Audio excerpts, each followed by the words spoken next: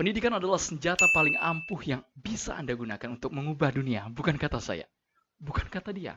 Ya, kata Nelson Mandela. Kali ini membahas mengenai pendidikan. Di tengah pandemi COVID-19 saat ini, yang dituntut harus belajar bukan hanya siswa, tapi juga orang tua. Guru memberikan materi setiap harinya. Bagaimana guru, orang tua, dan siswa ini bisa bersinergi satu sama lain agar mewujudkan pendidikan yang optimal dari rumah. Saya hadirkan perbincangan bersama dengan psikolog dan juga praktisi pendidikan. Ini owner and founder My School. Berikut ini. Selamat sore Bapak-Bapak, sudah hadir pada pertemuan virtual yang temanya sangat menarik sekali pada sore hari ini. Berkesempatan untuk hadir, ini orang-orang hebat semua, bisa Anda lihat. Di sebelah kiri saya ini ada Pak Yohanes, merupakan founder and owner dari My School. Tepuk tangannya boleh untuk semua penonton yang ada ya, Pak Yohanes. Luar biasa nih Pak Yohanes ya. Walaupun yang nonton kita juga lewat ini Pak, media online, tidak ada yang hadir langsung ya Pak ya. Dan juga ada Mas Goni Wicaksono, seorang psikolog. Ini di tengah pandemi virus corona yang sudah menjadi global saat ini, bukan hanya menyerang Indonesia Pak, tapi semua negara juga terdampak. Bahkan dunia pendidikan. Ini libur sudah nggak terhitung, mungkin batas waktunya bisa diperpanjang atau tidak, sifatnya fluktuatif. Namun dari kacamata sudut pandang psikolog dan juga seorang praktisi pendidikan seperti apa? Saya boleh ke praktisi pendidikan terlebih dahulu nih, Pak Yohanes, yang merasakan langsung Pak ya, tanpa kehadiran murid di kelas, suasana sepi pasti dirasakan di bangunan sekolah Bapak. Ya, yang jelas memang ini di luar dugaan dan seluruh dunia harus mengalami hal ini, dan ini juga mungkin kali pertama untuk dunia pendidikan, khususnya di Indonesia. Tapi ada sisi-sisi positifnya juga sih, seperti misalnya anak-anak sedari kecil akhirnya boleh beradaptasi dengan dunia teknologi gitu ya. Mereka melatih diri supaya mereka bisa menggunakan teknologi dan digital, dan itu sisi positif yang positif ya, yang mereka dapatkan pengalaman dari kecil. Dan kemudian ada karakter-karakter yang saya lihat sebetulnya baik yang mereka bisa tumbuh kembangkan sejak kecil, seperti misalnya belajar bertanggung jawab, dan kemudian waktu mereka diberi tugas, mereka jujur mengerjakannya sendiri tanpa harus dibantu oleh orang tua atau yang lain, sehingga memang mencerminkan ini adalah hasil pekerjaannya sendiri. Dan itu adalah latihan-latihan kecil yang memang diberikan bagi anak sejak dini dalam kondisi seperti sekarang ini. Sudah lebih dari 2 pekan, apakah proses belajar mengajar bisa optimal ini, Pak Yohanes? Yang jelas pasti buat anak-anak menjemukan, nggak gampang. Jadi untuk itulah peran orang tua dan guru, supaya orang tua dapat membantu anak-anak dalam proses belajar mengajar. Tentu anak-anak harus disupport oleh orang tua. Ya, orang tua misalnya membantu berkomunikasi dengan guru yang akan mengajar lewat virtual, apa saja yang akan disampaikan kepada anak-anak materinya, sehingga mereka mempersiapkan lebih dahulu sebelum virtual belajar berjalan, dan kemudian jadwalnya. Dan selain itu memang orang tua harus memberikan pengertian kepada anak-anak apa yang sedang terjadi, situasi-situasi yang tidak gampang seperti ini. Dan lalu kalau ditanya apakah maksimal, pasti tidak maksimal, Mas Adel, pasti tidak maksimal. Tidak bisa ditarget untuk menyelesaikan kurikulum, tetapi paling tidak anak-anak diajar untuk belajar mandiri, dan kemudian seperti yang saya sampaikan tadi, menggunakan teknologi, itu sesuatu hal yang sisi positif yang didapat di tengah-tengah corona yang sedang mewabah ini. Baik Pak Goni, kalau berbicara guru dan orang tua, saat ini bukan hanya kita mengandalkan guru. Guru sih hadir Pak, tapi kan hadir secara tidak langsung Pak ya. Tapi orang tua yang nggak biasa jadi guru pasti kerepotan ini Pak di rumah Pak kalau nggak biasa jadi guru Pak. Kalau Pak Ayu jelas guru kan, tapi kalau saya pribadi, waduh ngadepin anak-anak harus ekstra sabar gitu. Dari sisi Pak Goni gimana Pak melihatnya Pak?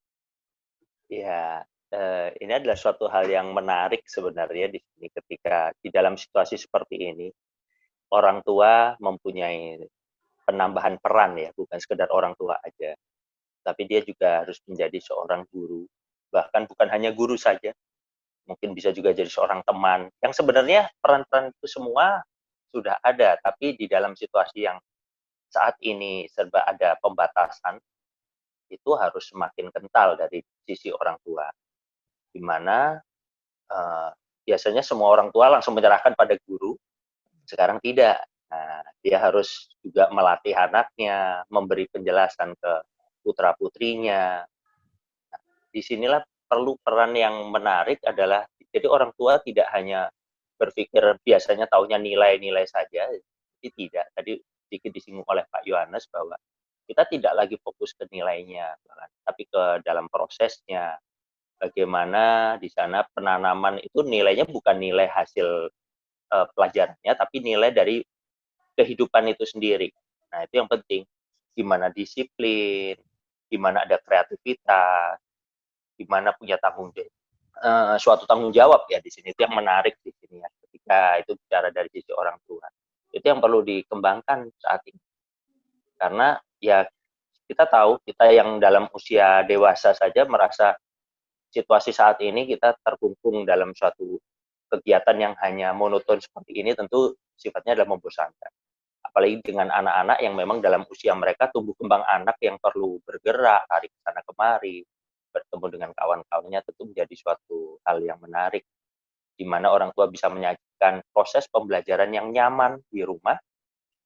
Tentunya ya tadi, harus berkolaborasi, kerjasama dengan guru, agar anak-anak juga merasa ternyata nggak ada beda ya, belajar di rumah juga asik kok, walaupun dengan keterbatasan atau melalui media daring seperti online seperti saat ini.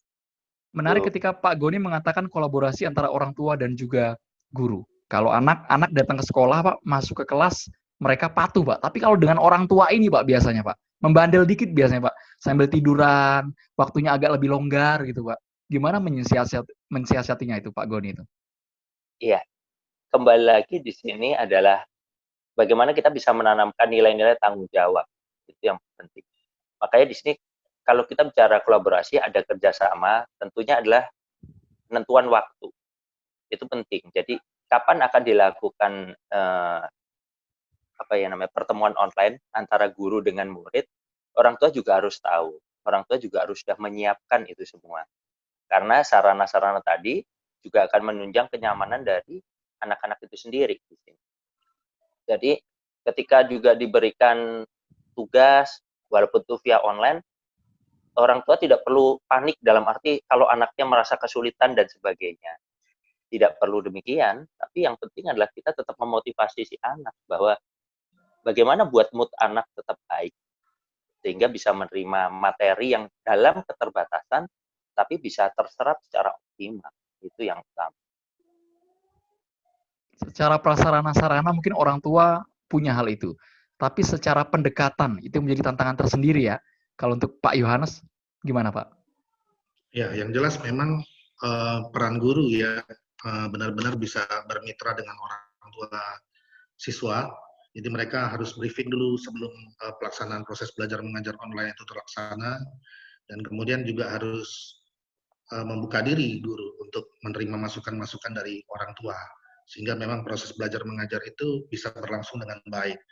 Dan lalu kemudian guru sendiri harus kreatif gitu ya, supaya anak-anak tidak boring, tidak bosan dalam pembelajaran yang sifatnya online seperti ini. Karena dari pagi hingga sore di depan laptop itu tidak gampang ya.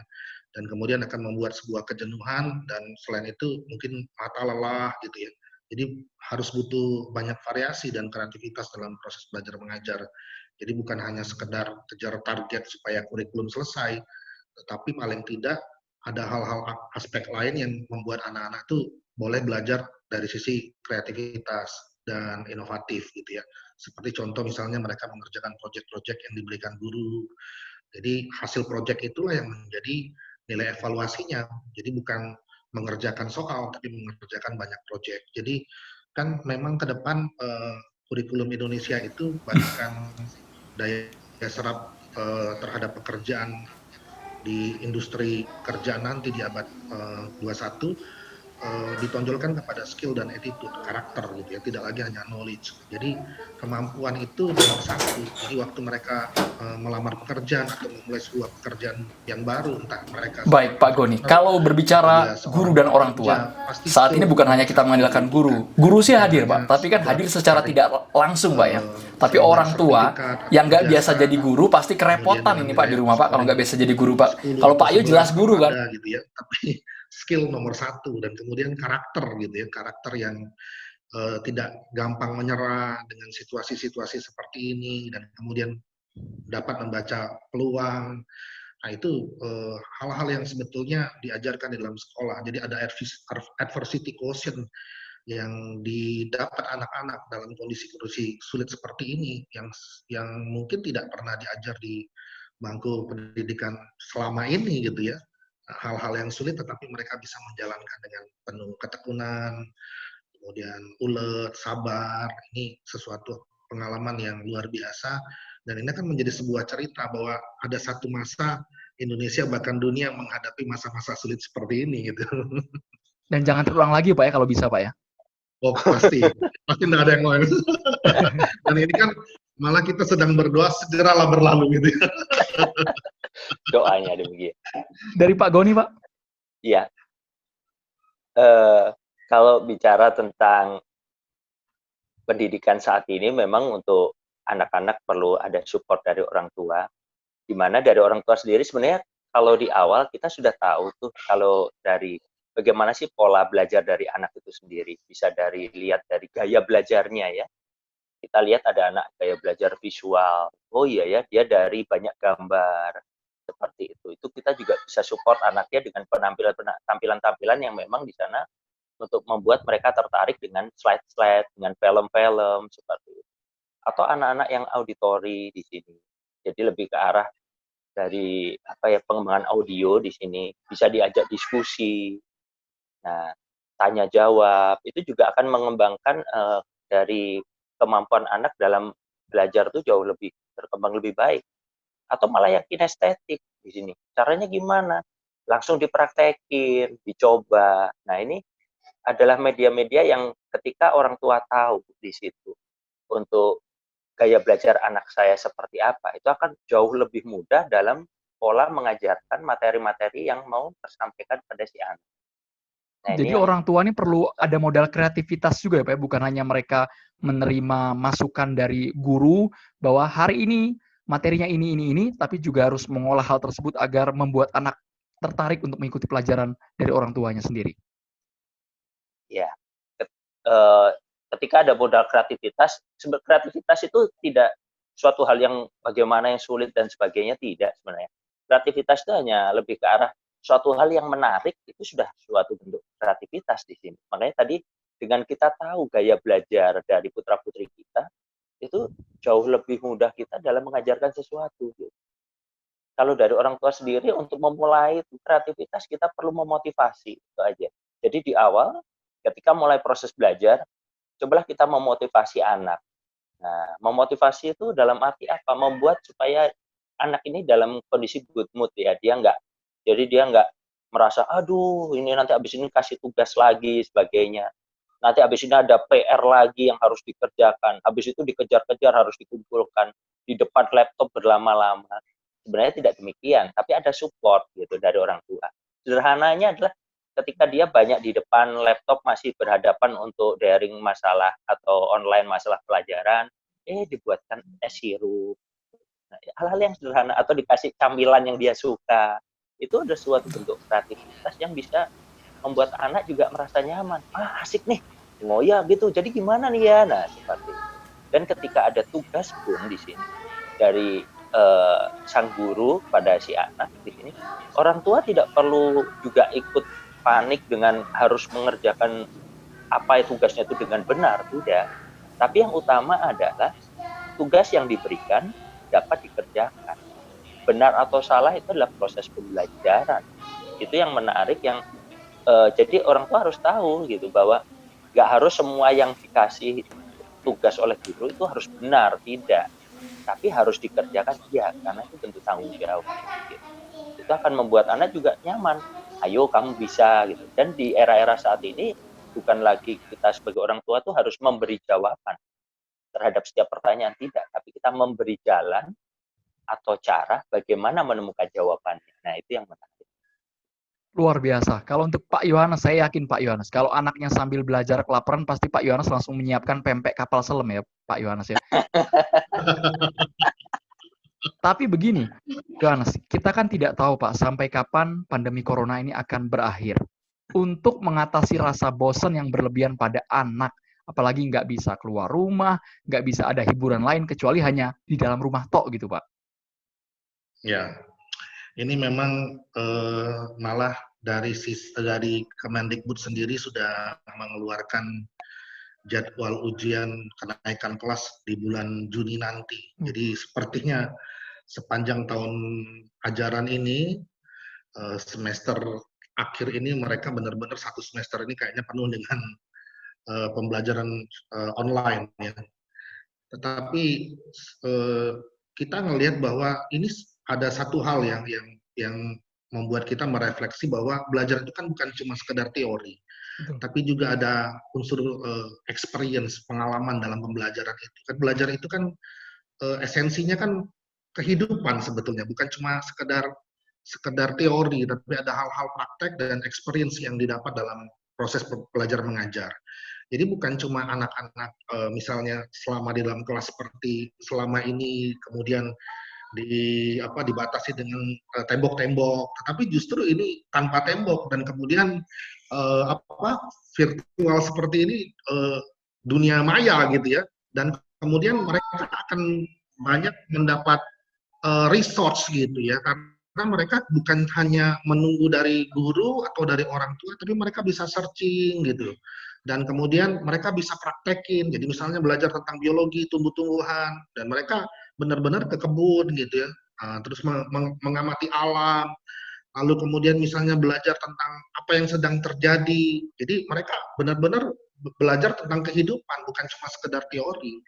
Dan ini menarik sekali, dan mungkin sekali lagi ini tidak akan didapat oleh generasi zaman-zaman kita dulu ya. Kesulitan-kesulitan seperti ini justru ada sisi positif, bukan cuma sekedar kesulitan atau hal-hal yang membuat kita tertekan, tetapi ada hal-hal positif yang sebetulnya bisa kita nikmati. Dan anak-anak sekali lagi dari awal, sejak awal kita harus beritahu bahwa apa yang sedang terjadi ini membuat kita harus benar-benar bisa mengelola diri dan mengelola emosi. Dari Pak Goni, Pak, memberikan semangat bukan hanya untuk guru, tapi juga untuk orang tua di rumah, untuk murid, karena belajar virtual seperti ini juga banyak manfaatnya, Pak ya. Banyak banget. Kalau seperti yang saat ini kita lakukan ini, wah, ini suatu yang sebenarnya ini sudah ada. Sejak beberapa waktu yang lalu juga sudah ada, tapi mungkin dari kita sendiri juga merasa, oh untuk apa, ketemu langsung juga bisa. Kumpul bercanda-bercanda juga lebih nyaman. Tapi dengan adanya situasi sekarang, mau tidak mau, ini juga menjadi suatu media yang perlu diperhatikan atau bahkan dipelajari lebih detail, baik dari siswa, orang tua, bahkan guru juga beberapa harus tahu, karena saat ini adalah media untuk mengajarkan murid-muridnya, salah satunya adalah dengan cara online seperti ini, yang paling aman ya dan disarankan itu seperti ini. Jadi kita harus tetap melek teknologi. Kalau orang Jawa itu ngomongnya melek teknologi itu mau tahu gitu ya, teknologi itu seperti apa, efeknya apa, bagaimana cara mengoperasikannya, apa saja yang harus dipersiapkan sebelumnya. Ini jadi suatu pengetahuan baru juga, baik bagi guru maupun orang tua, bahkan bagi siswa. Karena akhirnya sekarang dalam kita belajar, ternyata memang benar, nggak terbatas yang namanya waktu, nggak terbatas yang namanya tempat, di situ nggak ada batasan semua, ya kan? Itu kita, dan nggak terbatas dari siapapun bahkan. Karena sekarang kita dari media yang ada ini banyak sekali juga bentuk-bentuk pelatihan, bahkan materi-materi pengajaran di luar guru-guru yang juga menyampaikan hal-hal yang positif, di mana itu bisa dipelajari secara bebas, secara luas, asal tadi kita melek teknologi. Kalau nggak melek teknologi kan nggak tahu, taunya di telepon aja, mungkin seperti itu. Ini yang jadi menarik dan bisa memotivasi kita semua bahwa kita harus tahu teknologi. Tanpa kita mengikuti perkembangan dari teknologi itu sendiri, apalagi di era-era ke depan, akan jauh lebih sulit lagi. Perubahan-perubahan, ya kita beruntung dengan situasi yang saat ini, ternyata membuat kita harus bukan hanya berubah saja, tapi harus melompat, dan malah mungkin nggak tahu ya melompat kemana, yang penting adalah artinya positif, agar kita tetap bisa berinteraksi satu sama lain. Dan kita bisa tidak tertinggal informasi yang utama. Kita harus memutar otak juga ya Pak untuk menemukan hal-hal baru. Orang tua kan juga belajar nih Pak. Jadi tahu kita, oh ada aplikasi ini loh, aplikasi yang bisa conference secara virtual, secara massal seperti ini kan Pak ya. Betul. Kalau dalam metodenya sih ada namanya metodenya jadi experiential learning. Jadi kita belajar berbasis dari pengalaman. Awalnya apa ya? Kita belajar dari hal-hal yang konkret. Konkret tuh pertama bisa kita lakukan, bisa kita lihat dari orang lain. Orang itu kok bisa gitu ya? Gimana caranya ya? Habis itu kita refleksikan, kita amati dulu. Di sana kita lihat. Oh, ternyata caranya gitu ya. Wah, menarik juga nih ya kalau seperti itu. Gimana ya cara kerjanya? Konseptualisasinya gimana ya? Wah, mulai mencoba. Habis tahu konsepnya, baru dipraktekannya. Diimplementasikan, dicoba sendiri gitu. Oh, ternyata saya bisa. Itu ada sebuah siklus sebenarnya dalam metode pembelajaran di sini. Jadi ada namanya experiential learning, kita belajar dari pengalaman, itu sebuah siklus. Ketika kita bisa, ya kita kembali lagi bertanya, bagaimana ya kita bisa mengembangkannya jauh lebih baik lagi. Nah, ini yang menarik. Di sini kita banyak belajar, jadi menghilangkan kejenuhan, gimana kita tahu teknologi, belajar semua dari pengalaman. Kumpul sama anak seharian ternyata asik juga ya gitu. Jujur nggak nih? Ini jujur nggak nih Pak nih? Wah, kalau itu kalau hal yang seperti itu jujur banget gitu. Wah, malah kadang-kadang ada orang yang tanya, kok nggak kerja kerjain kita aja sih Pak gitu. Semoga orang tua lain juga mengalami hal yang sama ya itu ya Pak ya. Harus, saya yakin sebuah orang tua di Indonesia seperti itu. Dia berpikir positif karena semua ingin anaknya bisa lebih maju dan berkembang. Saya yakin itu. Gitu. Dari Pak Yohanes Pak, mungkin ada pesan Pak untuk orang tua, untuk para guru, untuk murid-murid Bapak? Ya, saya justru melihatnya jadi menarik seperti dijelaskan oleh Pak Goni tadi ya, bahwa belajar itu tanpa ruang dan tanpa tempat dan bisa kepada siapapun. Dan itu sebetulnya pembelajaran yang sesungguhnya, tidak dibatasi ruang, tidak dibatasi tempat, tidak dibatasi waktu, dan kemudian kita bisa belajar kepada siapa saja. Ini menarik ya. Jadi di tengah situasi seperti ini sebetulnya banyak ide dan peluang yang bisa dikerjakan oleh banyak praktisi, bahkan pelaku pendidikan, termasuk pemangku kebijakan, baik pemerintah daerah maupun pemerintah pusat. Jadi seperti contoh misalnya, kalau seperti ini pembelajarannya, saya pikir guru itu akan lebih maksimal. Jadi dia akan punya banyak siswa dari manapun dan dia bisa mengajar kemanapun. Jadi nanti kualitas pendidikan di kota dengan di desa terpencil itu akan sangat kecil gapnya karena mereka akan punya banyak kesempatan belajar secara virtual seperti ini. Kan ada sudah banyak program-program yang dilakukan oleh pemerintah pusat maupun daerah seperti internet masuk desa. Itu kan perangkatnya sudah ada, tapi kemudian bagaimana membuat alat untuk membuat daerah itu semakin maju. Nah, ini adalah kesempatannya dan ada ide gitu ya gara-gara corona seperti ini gitu kan. Jadi ada proses pembelajaran yang buat kita mengerti, oh ini bener loh, ini tanpa ruang, tanpa tempat, tanpa waktu, dan bisa belajar kepada siapapun. Dan kita malah mungkin anak-anak atau kita sendiri bisa belajar dengan orang-orang yang sudah sukses, bukan cuma dari guru-guru di kelas, tapi juga dengan praktisi-praktisi gitu ya, dengan entrepreneur-entrepreneur. Mereka akan benar-benar punya resource yang sangat banyak, dan saya pikir anak Indonesia nanti ke depan harusnya lebih cerdas di masa yang akan datang. Dengan situasi-situasi sulit seperti ini pun ternyata banyak berkah di dalamnya gitu ya. Jadi ada sisi positif yang bisa kita lihat. Sungguh luar biasa, terima kasih banyak. Ini praktisi pendidikan, owner dan juga founder dari My School, serta psikolog Mas Goni Wicaksono sudah bergabung. Semoga ilmu ini bermanfaat.